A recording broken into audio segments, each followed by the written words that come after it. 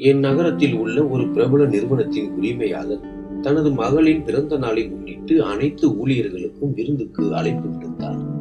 நானும் என் மனைவியுடன் சென்றேன். அப்போது முதலாளி என் மனைவியின் அழகில் மயங்கிவிட்டார்.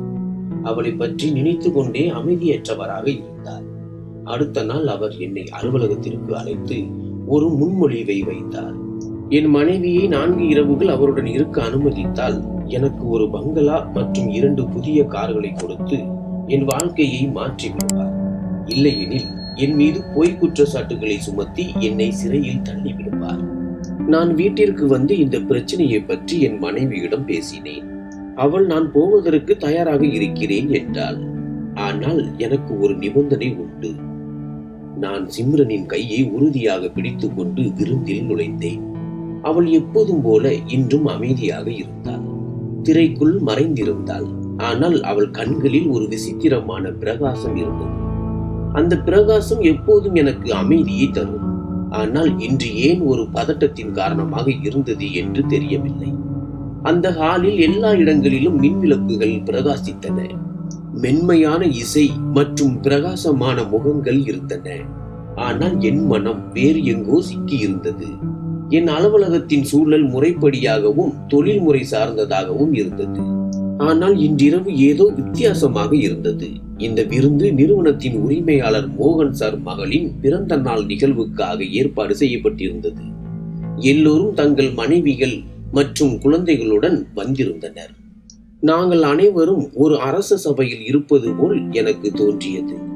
சிம்ரன் என்னுடன் அமைதியாக நின்றிருந்தாள். அவள் அப்படிப்பட்டவள்தான். கூட்டங்களில் இருந்து விலகி மக்களின் பார்வைகளில் இருந்து மறைந்து வாழ்பவள். ஆனால் அந்த அமைதி அன்று எனக்கு ஒரு புயலின் அறிகுறியாக மாறவிருந்தது. நாங்கள் உணவு மேசையை நோக்கி சென்று கொண்டிருந்தோம். அப்போது திடீரென்று என் இதயம் ஒரு விசித்திரமாக துடிப்பை உணர்ந்தது. நான் திரும்பி பார்த்தேன். மோகன் சார் எங்களை பார்த்து கொண்டிருந்தார். இல்லை, எங்களை அல்ல, சிம்ரனை. அவரது கண்கள் அங்கேயே நிலைத்து விட்டன. அவர் ஒரு ஓவியத்தை பார்ப்பது போல். சிம்ரன் தனது பார்வையை தாழ்த்தி கொண்டாள். ஆனால் அந்த மனிதன் அவன் இப்போது கண்களை இமைக்க மறந்து விட்டிருந்தான். அந்த பார்வையை என்னால் மறக்க முடியாது. அந்த பார்வை ஒரு பெண்ணை அல்ல, ஒரு பொருளை பார்ப்பது போல் இருந்தது. ஒரு விலை மதிப்பற்ற பொருள் திடீரென்று கையில் கிடைத்ததை போல். மோகன் சார் கண்களில் ஒரு பிரகாசம் இருந்தது. இல்லை, அது பிரகாசம் அல்ல, வேறு ஏதோ ஒன்று இருந்தது. நான் முதல் முறையாக என்னை பலவீனமாக உணர்ந்தேன். முதல் முறையாக என் உள்ளத்தில் பயம் பிறந்தது. மோகன் சார் வெறும் நிறுவனத்தின் உரிமையாளர் மட்டுமல்ல, அவர் ஒரு சக்தி வாய்ந்த மனிதன். அவருக்கு முன் அனைவரும் தலை வணங்குவார்கள். இன்று அவரது பார்வை என் மனைவியின் மீது நிலைத்திருந்தது. ராகுல், வா, அங்கே உட்காரலாம், சிம்ரன் மென்மையாக சொன்னாள். ஒருவேளை அவள் என் முகத்தின் உணர்ச்சிகளை உணர்ந்திருக்கலாம். நான் ஆம் என்றேன். ஆனால் என் பார்வை இப்போது மோகன் சார் மீது இருந்தது. அவர் இன்னும் எங்கோ தூரத்தில் அமர்ந்திருந்தாலும் தன் பார்வையால் சிம்ரனை சிறைப்பிடித்திருந்தார். இரவு எப்படியோ கடந்து விட்டது. ஆனால் என் இதயத்தில் ஒரு விசித்திரமான பாரம் இருந்தது. நாங்கள் வீட்டிற்கு திரும்பினோம். சிம்ரன் தூங்கிவிட்டாள். ஆனால் என் கண்களுக்கு தூக்கம் இல்லை. மீண்டும் மீண்டும் அதே தருணம் மனதில் வந்தது. மோகன் சாரின் பார்வை, அவரது முகம், அவரது புன்னகை. காலையில் அலுவலகம் சென்றதும் உதவியாளர், சார், உங்களை மோகன் சார் அழைத்திருக்கிறார் என்றார். என் கால்கள் நின்று விட்டன. என் இதயம் மார்பில் வேகமாக துடித்தது. மோகன் சாரின் அறை எப்போதும் அற்புதமாக இருக்கும். ஆனால் இன்று அந்த அறை எனக்கு ஒரு கூண்டை போல் தோன்றியது. அவர் புன்னகைத்துக் கொண்டிருந்தார். ஏதோ ஒரு விளையாட்டை தொடங்க போவது போல். ராகுல், உட்கார். அவரது குரலில் மென்மை இருந்தது. ஆனால் அந்த மென்மை போலியானது. நான் அமைதியாக அமர்ந்தேன். அவர் என் கண்களை பார்த்து, நீ மிகவும் கடின உழைப்பாளி ராகுல். நிறுவனத்திற்கு எப்போதும் விசுவாசமாக இருந்திருக்கிறாய். நன்றி சார் என்று மெல்லிய குரலில் சொன்னேன். அவர் சிரித்தார். நான் நேற்று உன் குடும்பத்தை சந்தித்தேன். உன் மனைவி மிகவும் கண்ணியமானவள், மிகவும் வித்தியாசமானவள். என் இதயம் மூழ்கியது. நான் எதுவும் பேசவில்லை. திடீரென்று அவர் மேசையில் 2 கைகளையும் வைத்து என் பக்கம் பார்த்து, நான் உனக்கு ஒரு முன்மொழிவை கொடுக்க விரும்புகிறேன். உன் வாழ்க்கையை மாற்றப் போகும் ஒரு முன்மொழிவு. நான் அமைதியாக இருந்தேன். நீ உன் மனைவியை என்னுடன் 4 இரவுகள் மட்டும் இருக்க அனுமதித்தால் ஒரு பங்களா மற்றும் 2 புதிய கார் உன்னுடையது. என் உடலில் மின்சாரம் பாய்ந்தது போல் உணர்ந்தேன். நான் எதுவும் கேட்க விரும்பவில்லை. ஆனால் அந்த வார்த்தைகள் என் காதுகளில் விஷம் போல் விழுந்து கொண்டிருந்தன. என்ன? என் உதடுகள் நடுங்கின. ஆனால் என் குரல் உயிரற்றதாக இருந்தது. நீ ஒரு புத்திசாலி ராகுல். இந்த உலகம் எப்படி இயங்குகிறது என்பது உனக்கு தெரியும். வெறும் 4 இரவுகள் உன் முழு வாழ்க்கையும் சீராகிவிடும். அவர் அப்படி சொன்னார். ஏதோ பெரிய விஷயம் இல்லை என்பது போல். என் கண்களுக்கு முன்னால் இருள் சூழ்ந்தது. நான் நாற்காலியில் இருந்து விழுந்து விடுவேன் என்று எனக்கு தோன்றியது. ஆனால் நான் அமர்ந்திருந்தேன், அமைதியாக. யோசி, சீக்கிரம் முடிவு செய், இல்லையெனில் வாய்ப்பு கை நழுவிவிடும். அவர் மேசையில் ஒரு காகிதத்தை வைத்தார். அதில் பங்களா இருக்கும் இடம் மற்றும் கார் பற்றிய தகவல்கள் இருந்தன. அவர் பங்களா எந்த இடத்தில் இருக்கிறது, கார் எது போன்ற தகவல்களை கொடுத்தார். நான் மெதுவாக, யோசிக்க எனக்கு கொஞ்சம் நேரம் வேண்டும் என்றேன். அவர் சிரித்தார். எவ்வளவு வேண்டுமானாலும் எடுத்துக்கொள், ஆனால் சீக்கிரம் செய் என்றார். நான் எழுந்தேன். என் கால்கள் கனமாக இருந்தன. எப்படியோ அலுவலகத்தில் இருந்து வெளியே வந்தேன். அன்றைய நாள் முழுவதும் ஒரு புகையினால் சூழப்பட்டதை போலவே கடந்தது. மாலையில் நான் வீட்டிற்கு வந்தேன். சிம்ரன் கதவை திறந்தாள். அவளது முகத்தில் வழக்கமான புன்னகை இருந்தது. ஆனால் அந்த புன்னகையை பார்க்கும் தகுதி எனக்கு இல்லை. என்ன ஆச்சு என்று மென்மையாக கேட்டாள். நான் அமைதியாக இருந்தேன். ராகுல், எல்லாம் சரியா? இப்போது அவளது குரலில் கவலை தெரிந்தது. நான் சுவரில் சாய்ந்து நின்றேன். கண்களில் கண்ணீர் நிறைந்தது. சிம்ரன், நான் உன்னிடம் ஒன்று சொல்ல வேண்டும். என் குரல் நடுங்கியது. என்ன ஆச்சு ராகுல்? என்னை பயமுறுத்துகிறாய். அவள் அருகில் வந்து என் கண்களை பார்த்தாள். நான் என் பார்வையை தாழ்த்தி அனைத்தையும் சொன்னேன். ஒவ்வொரு வார்த்தையும் ஒரு விஷம் போல் இருந்தது. சிம்ரனிடம் அனைத்தையும் சொன்னபோது என் கைகள் வியர்த்திருந்தன, தொண்டை காய்ந்திருந்தது. அவள் என் எதிரே அமைதியாக உட்கார்ந்திருந்தாள். அவளது பார்வை தாழ்ந்திருந்தது. முகத்தில் நான் முன்பு ஒருபோதும் பார்த்திராத ஒரு தீவிரமான பாவம் இருந்தது. திடீரென்று அவள் பார்வையை உயர்த்தினாள். அவளது கண்கள் சிவந்திருந்தன. ஆனால் கண்ணீர் இல்லை. மாறாக ஒரு விசித்திரமான கடுமை இருந்தது. ஒரு நிபந்தனையின் பேரில் நான் தயாராக இருக்கிறேன் என்றாள். அவளது குரல் மெதுவாக ஆனால் உறுதியாக இருந்தது. என் இதய துடிப்பு நின்றது போல் இருந்தது. அந்த வார்த்தைகளை மீண்டும் கேட்க விரும்பி அவளை பார்த்தேன். என்ன அர்த்தம்? என் குரல் பலவீனமாக இருந்தது. நான் தயார், மோகன் சாரின் அந்த பண்ணை வீட்டுக்கு செல்ல. ஆனால் எனக்கு ஒரு நிபந்தனை உண்டு. நான் நேராக உட்கார்ந்தேன். என் மனதில் பல சந்தேகங்கள் ஓடின. என்ன நிபந்தனை என்று தயங்கி கேட்டேன். சிம்ரன் ஆழ்ந்த மூச்சு விட்டாள். பிறகு மெதுவாக சொன்னால், நான் அந்த அரக்கனின் வீடியோவை பதிவு செய்வேன். ஒவ்வொரு நொடியையும், ஒவ்வொரு செயலையும். அதனால் உண்மை உலகுக்கு தெரிய வரும். ஒரு கணம் என் கேட்கும் திறன் என்னை ஏமாற்றியது போல் உணர்ந்தேன். நீ வீடியோ எடுக்க விரும்புகிறாயா? ஆம் என்றாள். இதுதான் என் பழிவாங்குதலாக இருக்கும். நம்மை இதை விட்டு விலக்க முயற்சி செய்தவரை நான் அவரது மரியாதையை விட்டு விலகுவேன். நான் திகைத்து போனேன். அவள் என்னுடன் பேச மாட்டாள், என்னை விட்டு போய்விடுவாள் அல்லது வெறுப்பாள் என்று நினைத்தேன். ஆனால் அவள் வெளிப்படுத்திய எண்ணம் என் கற்பனைக்கு அப்பாற்பட்டது. அந்த நொடியில் என் பார்வை அவள் மீது நின்றது. எப்போதும் இறைவனிடம் பிரார்த்தனைக்கு கைகளை கூப்பிய அந்த பெண் இப்போது தன் நோக்கத்திற்காக கைகளை மூடிக்கொண்டிருந்தாள்.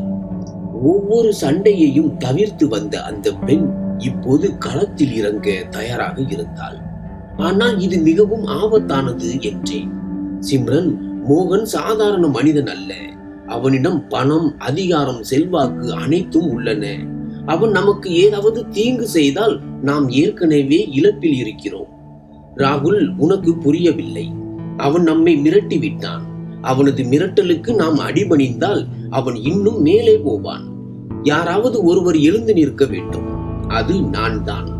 அன்று இரவு நாங்கள் சேர்ந்து ஒரு திட்டத்தை வகுத்தோம். எங்கள் மகளின் பிறந்த நாளுக்கு புகைப்படம் எடுக்க வாங்கியிருந்த பழைய கேமராவை வெளியே எடுத்தேன். சிம்ரன் ஊடகங்களுக்கு புலனாய்வு அறிக்கைகள் தயாரிக்கும் தனது உறவுக்கார அண்ணன் அஜித்தை தொடர்பு கொண்டாள். அவன் நம்பகமானவன். சிம்ரனின் ரகசியத்தை ரகசியமாக வைத்திருப்பான். வீடியோ ஆதாரங்கள் மிரட்டல், கட்டாயப்படுத்துதல் அல்லது தவறான நோக்கத்தை தெளிவாக காட்டினால் மட்டுமே ஏற்றுக்கொள்ளப்படும் என்று அஜித் எங்களிடம் சொன்னார். அதனால் சிம்ரன் மோகன் சாரின் ஒவ்வொரு பேச்சையும், அது எவ்வளவு மறைமுகமாக இருந்தாலும், பதிவு செய்ய முடிவு செய்தார். நாங்கள் சந்தையில் ஆடைகளுக்குள் மறைத்து வைக்கும் சிறிய கேமரா ஒன்றை வாங்கினோம். சிம்ரன் அதை தனது துப்பட்டாவின் முனையில் பொருத்தி கொண்டார். மேலும் ஒரு பவர் பேங்குடன் இணைக்கப்பட்ட மொபைல் போனை ஒரு பையில் மறைத்து வைத்துக் கொண்டாள். அது பேக்கப் பதிவாக செயல்படும். அனைத்து தொழில்நுட்ப விவரங்களையும் அஜித்துடன் சரிபார்த்தோம். உங்கள் மனதை உறுதியாக வைத்திருங்கள் என்றார் அவர். இந்த நடவடிக்கை உங்களை அழித்து விடும் அல்லது பலரை காப்பாற்றும். நாம் இந்த நடவடிக்கை எடுக்கவில்லை என்றால் நாளை நம் மகளும் இதை எதிர்கொள்ள வேண்டியிருக்கும். அடுத்த நாள் அலுவலகம் சென்று மோகன் சாரின் அறை கதவை தட்டினேன். உள்ளிருந்து வா என்ற குரல் கேட்டது. மோகன் சார் சோபாவில் உட்கார்ந்திருந்தார். அவரது முகத்தில் அதே அமைதி இருந்தது. ஒரு வேட்டையாடி தன் இரைக்கு அருகில் வரும்போது இருப்பது போல. நான் வணக்கம் சொன்னேன். அமைதியாக ஒரு நாற்காலியில் அமர்ந்தேன். என் பார்வை மேசையில் இருந்த கோப்புகள் மீது இருந்தது. ஆனால் என் மனம் சிம்ரனின் கண்களில் இருந்த தயாரிப்பு மீது இருந்தது. என்ன யோசித்தாய்? மோகன் சார் கேட்டார்.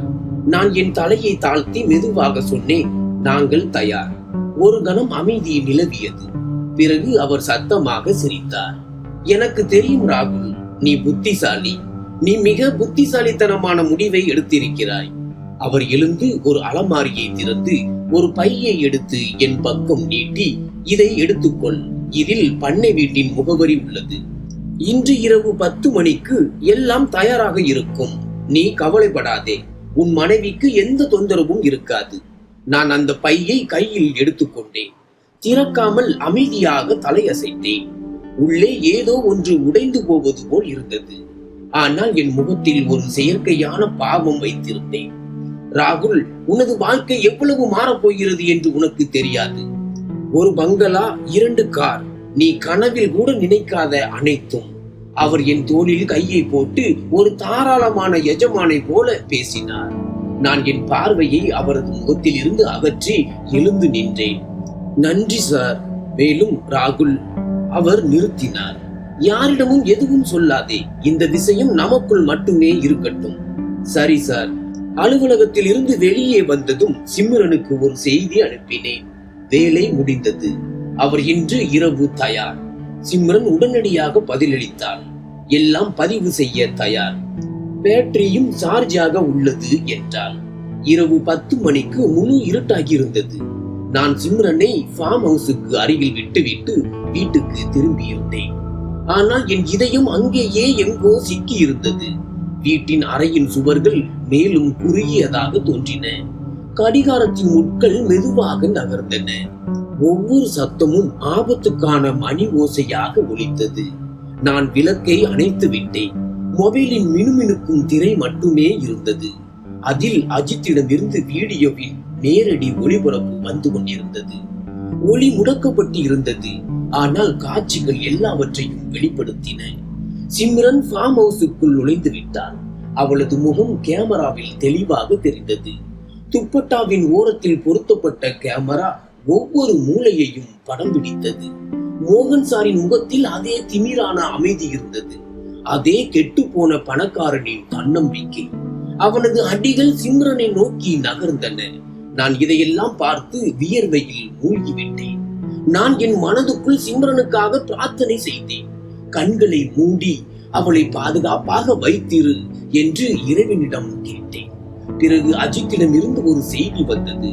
பதிவு அனைத்தும் சரியாக போய்கொண்டிருக்கிறது, பயப்படாதே என்று. நான் கடவுள் அவளுக்கு எந்த தீங்கும் இழைக்காமல் இருக்க வேண்டும் என்று பதிலளித்தேன். கிட்டத்தட்ட 30 நிமிடங்களுக்கு எல்லாம் அமைதியாக இருந்தது. பிறகு திடீரென்று அஜித்தின் அழைப்பு வந்தது. அவள் வெளியே வந்து விட்டாள். உன் கார் எங்கே? நான் வேகமாக வீட்டிலிருந்து வெளியேறி காரை ஸ்டார்ட் செய்து ஃபார்ம் ஹவுஸை நோக்கி சென்றேன். 10 நிமிடங்களுக்கு பிறகு ஒரு வெறிச்சோடிய சாலையில் சிம்ரன் தென்பட்டாள். அவளது முகத்தில் லேசான களைப்பு, ஆனால் கண்களில் ஒரு வெற்றியாளருக்குரிய ஒளி இருந்தது.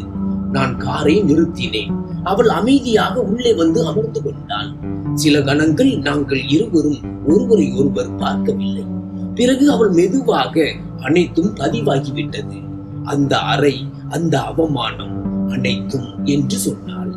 நான் ஏதோ சொல்ல முயன்றேன், ஆனால் வார்த்தைகள் வரவில்லை. காரை ஸ்டார்ட் செய்து நாங்கள் மீண்டும் வீட்டை நோக்கி சென்றோம். வீடு வந்தடைந்ததும் சிம்ரன் முதலில் தனது பையில் இருந்து மொபைலை எடுத்தாள். பவர் பேங்கில் இருந்து அதை பிரித்து அஜித்துக்கு வீடியோவை அனுப்ப தொடங்கினாள்.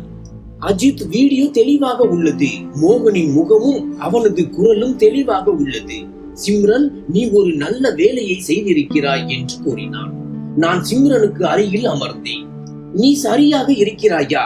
அவன் உன்னை ஏதும் செய்யவில்லையே என்று கேட்டேன். சிம்ரன் என்னை பார்த்து, அவனுக்கு அந்த தைரியம் இல்லை.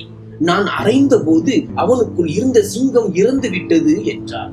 நீ நிஜமாகவே அறைந்தாயா என்று நான் ஆச்சரியத்துடன் கேட்டேன். ஆமாம். பிறகு அவன் முகத்தில் மிளகாய் தூளை தூவினேன். அவன் கத்த தொடங்கினான். கிட்டத்தட்ட குருடனாகிவிட்டான் என்று அவள் சொன்னாள். அது ஒரு சாதாரண நாளை பற்றி பேசுவது போல் இருந்தது. அவள் உதடுகளில் ஒரு புன்னகை இருந்தது. ஆனால் அது ஒரு சிரிப்பின் புன்னகை அல்ல. பல ஆண்டுகளுக்கு பிறகு ஒரு தகுதியானவருக்கு கிடைத்த அமைதியின் புன்னகை அது. 2 நாட்களுக்கு பிறகு ஒரு தெரியாத எண்ணிலிருந்து எங்களுக்கு அழைப்பு வந்தது. அது மோகன் சாரின் ஆள்.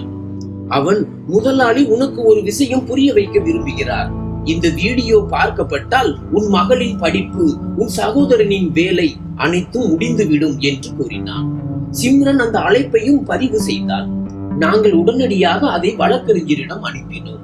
அவர், இப்போது நாம் போலீசில் புகார் அளிக்க வேண்டும், ஏனெனில் மிரட்டல் விடுக்கப்பட்டுள்ளது என்று கூறினார். காவல் நிலையத்திற்கு செல்வது எங்களுக்கு எளிதானது அல்ல. நாங்கள் ஒவ்வொரு பாதையையும் ஒவ்வொரு எண்ணையும் கவனமாக பார்த்தோம். காவல் நிலையத்தில் இருந்த அதிகாரி வீடியோவின் ஒரு சிறிய பகுதியை பார்த்து, இது ஒரு தீவிரமான வழக்கு, நாங்கள் ஒரு வழக்கு பதிவு செய்கிறோம் என்றார். இப்போது நாங்கள் மோகன் ஒரு பெரிய நகர்வை செய்வான் என்று எதிர்பார்த்தோம். அந்த நகர்வு 2 நாட்களுக்கு பிறகு வந்தது. திடீரென்று என் மொபைலுக்கு ஒரு நிறுவனத்தில் இருந்து அழைப்பு வந்தது. ராகுல், உன் வேலையில் கேள்வி எழுப்பப்பட்டுள்ளது. நிர்வாகம் நீ 2 வாரங்களுக்கு விடுப்பில் செல்ல வேண்டும் என்று விரும்புகிறது. இது முதல் அரசாங்க தாக்குதல் என்று நான் புரிந்து கொண்டேன்.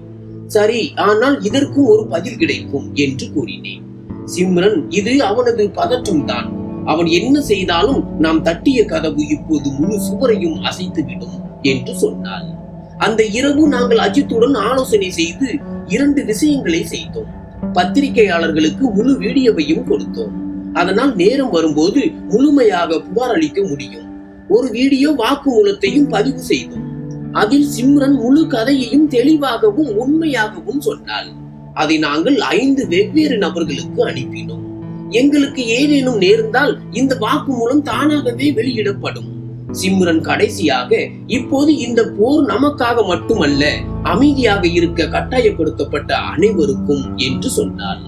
நான் சிம்ரனை பார்த்தேன். அவளது கண்களில் இப்போது ஒளி மட்டும் இல்லை, அது ஒரு தீ பிளம்பாக மாறியிருந்தது. அந்த தீ பிளம்பு இப்போது எங்களுக்கு மட்டுமல்ல, முழு அமைப்புக்கும் ஒரு அச்சுறுத்தலாக மாறியிருந்தது. எல்லாவற்றையும் வாங்க முடியும் என்று நினைத்த மோகன் ஒருவேளை முதன்முறையாக தனது சாம்ராஜ்யத்தின் நடுக்கத்தை உணர்ந்திருப்பான். மதிய நேரம் மோகன் முதன்முறையாக எங்களை ஒரு முறையான சந்திப்புக்கு அழைத்தான். மோகன் சார் உங்களை சந்திக்க விரும்புகிறார், கணவன் மனைவி இருவரையும் என்று ஒரு அறிவிப்பு வந்தது. எங்களுக்கு ஆச்சரியமும் ஆர்வமும் ஏற்பட்டது. சிம்ரன் உடனடியாக, இது அவனது கடைசி தந்திரமாக இருக்கலாம், நாம் எச்சரிக்கையாக இருக்க வேண்டும் என்று சொன்னாள். நாங்கள் தயாராகி சென்றோம். மோகன் இந்த முறை சூழ்நிலையை வித்தியாசமாக வைத்திருந்தார். திமிர் இல்லை, நக்கல் இல்லை, கோபம் இல்லை. இந்த முறை அவர் ஒரு மென்மையான புத்திசாலித்தனமான தொழிலதிபர் போல இருந்தார். எங்களை ஒரு மாநாட்டு அறையில் அமர வைத்தார். அங்கு மேசையில் 2 கோப்புகள் ஏற்கனவே வைக்கப்பட்டிருந்தன. தண்ணீர், டீ என்று அவர் ஒரு லேசான புன்னகையுடன் கேட்டார். சிம்ரன், நாங்கள் டீ குடிக்க வரவில்லை, உண்மையை சொல்லவும் தீர்ப்பை வழங்கவும் வந்திருக்கிறோம் என்று கூறினான்.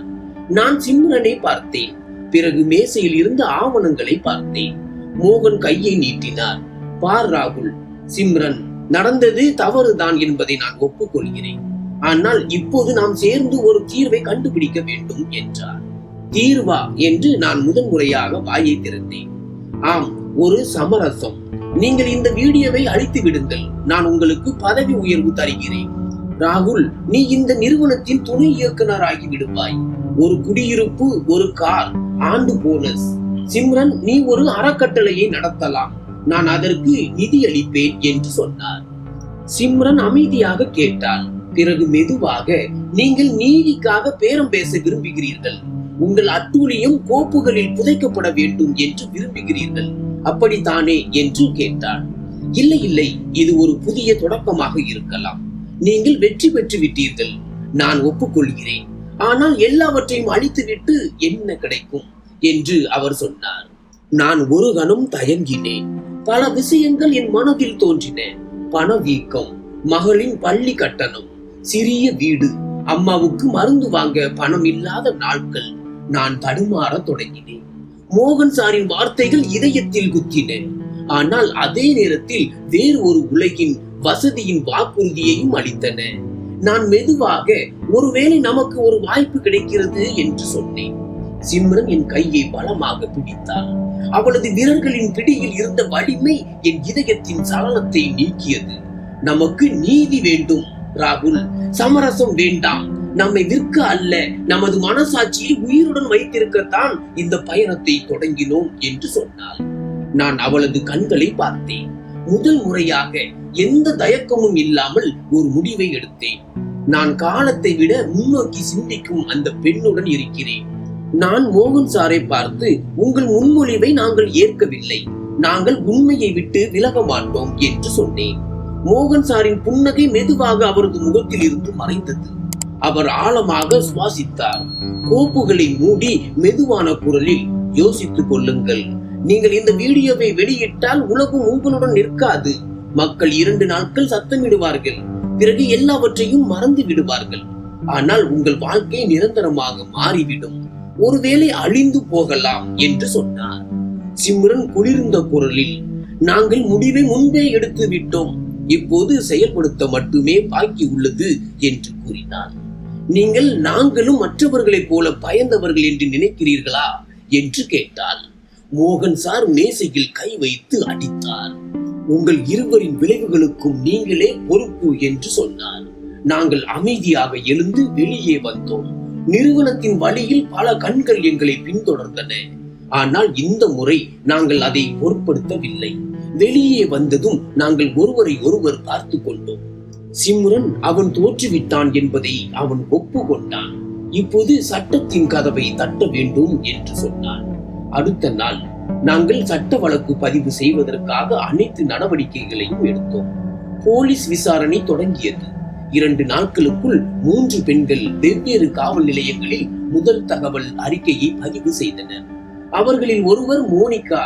அவள் தைரியமாக வாக்குமூலம் அளித்தது மட்டுமல்லாமல் தனது பெயரையும் வெளிப்படுத்தினாள். சாலினி ரகசியமாக தனது வாக்குமூலத்தை பதிவு செய்தாள். மற்ற 2 பெண்கள் நீதிமன்ற அதிகாரியின் முன் வாக்குமூலம் அளித்தனர். நேற்று வரை ஊடகங்களில் தனது வெற்றி கதைகளை சொல்லிக் கொண்டிருந்த மோகன் இன்று நீதிமன்றத்தில் ஆஜரான போது முகத்தை மறைத்துக் கொண்டு நின்றார். செய்தியாளர்கள், சார், நீங்கள் நிரபராதியா? நீங்கள் நிஜமாகவே பெண்களை துன்புறுத்தினீர்களா என்று கத்தினார்கள். ஆனால் அவர் அமைதியாக தலையை குனிந்தபடி இருந்தார். நீதிமன்றம் முதலில் அவரை 4 நாட்களுக்கு போலீஸ் காவலில் வைத்தது. இந்த சம்பவத்திற்கு பிறகு எங்கள் வீட்டின் வெளியே அக்கம் பக்கத்தினரின் பார்வைகள் மாறியிருந்தன. முன்பு மக்கள் பார்வையை திருடி சென்றனர். இப்போது அவர்கள் மரியாதையுடன் அவரிடம் வந்து வணக்கம் தெரிவித்தனர். காவலாளி கதவை திறந்து, அம்மா, உங்களை போன்ற ஒரு தைரியமான பெண்ணை நான் இதுவரை பார்த்ததில்லை என்று சொன்னார். சிம்ரன் ஒரு புன்னகை மட்டுமே அளித்தார். அலுவலகத்தில் என் சக ஊழியர்கள் என்னை சுற்றி வளைத்தனர். ஒருவர், நீங்கள் இருவரும் இவ்வளவு பெரிய நடவடிக்கை எடுப்பீர்கள் என்று எங்களுக்கு தெரியாது என்றார். நான் தலையசைத்து, இந்த நடவடிக்கையை நாங்கள் எடுக்கவில்லை. உண்மைதான் எடுத்தது என்று சொன்னேன். சிம்ரன் வீடு வந்து நீதிமன்றத்தில் சமர்ப்பிக்க வேண்டிய அனைத்து கடிதங்களையும் அறிக்கைகளையும் ஒழுங்கமைக்க தொடங்கினாள். அவள் ஒரு கோப்பை தனியாக வைத்தாள். அதன் பெயர் வீழ்ச்சிக்கு பிறகு. அதில் பொதுமக்கள் அவளுக்கு எழுதிய அனைத்து கடிதங்களும் இருந்தன. பாராட்டு, நன்றி மற்றும் அனுதாபம். ஒரு கடிதத்தில் ஒரு வயதான பெண்மணி, மகளே, பல ஆண்டுகளாக என் கணவனின் அட்டூழியத்தை நான் மறைத்து வந்தேன். ஏனெனில் அமைதியில் மரியாதை இருப்பதாக எனக்கு கற்றுக் கொடுக்கப்பட்டது. ஆனால் புரட்சியில் தான் மரியாதை இருக்கிறது என்பதை நீ நிரூபித்து விட்டாய் என்று எழுதியிருந்தாள். இந்த கடிதம் சிம்ரனின் கண்களில் கண்ணீரை வரவழைத்தது. அவள் கடிதத்தை என் கையில் கொடுத்து, நாம் தனியாக இல்லை ராகுல். மக்கள் நம்மை பார்த்து இப்போது தங்களை தாங்களே அடையாளம் காண தொடங்கியுள்ளனர் என்று சொன்னாள். நன்றி.